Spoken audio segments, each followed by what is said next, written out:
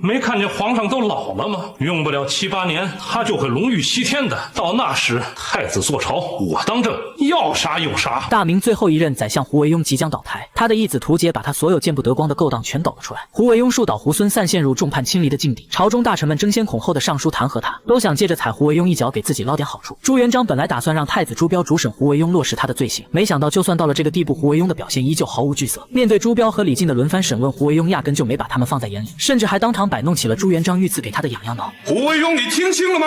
你招还是不招？牢里的虱子、票子多了点儿，还好咱有只痒痒挠，这可是皇上贴身爱物，君臣一体，心心相印。也不知道胡惟庸是真糊涂还是装糊涂，都快要酒足消消乐了，还在妄想着和朱元璋君臣一体，心心相印。眼看胡惟庸一副死猪不怕开水烫的模样，没了办法的朱标只能进宫向父皇如实禀报。听完朱标的描述，朱元璋瞬间就想起了前任中书省右丞杨宪。想当初杨宪东窗事发被抓的时候，对自己犯下的所有罪行全都供认不讳。胡惟庸这种临危不乱的心理素质让朱元璋不禁感慨，要是胡惟庸能一直安守臣子的本分，说不定他俩真能成就一段君臣一体的千古佳话。不愧是柱国大臣，荣辱不惊。随即朱元璋决定亲自会会这位大明宰相，既然儿子审不动这块硬骨头，那他干脆就请胡惟庸来宫里喝杯茶。而陪朱元璋一起见胡惟庸的还有他的干儿子屠桀。看着屠桀心虚的样子，胡惟庸明白这恐怕又是一场鸿门宴。屠桀，胡惟庸是你的义父恩师对吧？是。今儿啊，你们俩好好聊聊，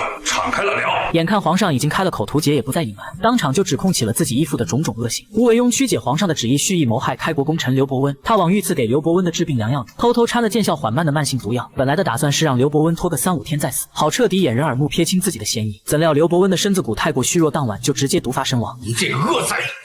惟庸啊，多喝茶消消火啊！咱这茶里啊，绝对没有毒，敞开了喝。屠桀，继续说。紧接着，屠桀又开始了第2轮的检举。他直言胡惟庸早就和蓝玉等一众淮西将领暗中勾结，甚至动了颠覆朝政的谋逆心思。蓝玉带兵北伐期间，胡惟庸借着押运前线粮草的由头，专门给蓝玉送了一封密函。胡惟庸想让蓝玉等手握重兵的淮西将领拥兵自重，有了在外的兵权支撑，再由他坐镇大明中枢，拿捏整个天下，还不是手到擒来？直到此刻，屠桀都清清楚楚地记得蓝玉等人收到密函时那副狂妄到没边的状态。要是上尉对咱们太不仁义，咱们手里还有兵啊，进退都方便。这时费将军又说：“蓝哥，你可是咱们大明第一勇将，只要你振臂一挥，哪个敢不从命？”蓝将军冷笑着回答说：“咱可是死了好几回的人了，怕他作甚？”这些话刚说出口，胡惟庸瞬间就慌了。他做梦也没想到屠桀居然是个彻头彻尾的白眼狼，说点鸡毛蒜皮的小错也就算了，可这一桩桩一件件全是要诛九族的谋逆大罪。此时的胡惟庸恨不得冲上去把屠桀生吞活剥。看着胡惟庸气急败坏的模样，朱元璋差点笑出了声。他原以为胡惟庸只是独断专行，太过贪恋权力，没想到对方从始至终盯着的一直都是他屁股底下的皇帝宝座。屠桀就这样源源不断的接着胡惟庸的老底。今年中秋节的那天晚上，胡惟庸还在自己的府里宴请了一大批淮西勋贵，几杯美酒下肚之后，这群人的言论更是狂妄到了极点，自己当时就躲在屏风后面听得一清二楚。胡惟庸当众直言，皇上已经老了，要不了几年就会下县领鸡腿盒饭，到时候太子登基，他来辅政，所有人要啥有啥。考虑的真是深远呐，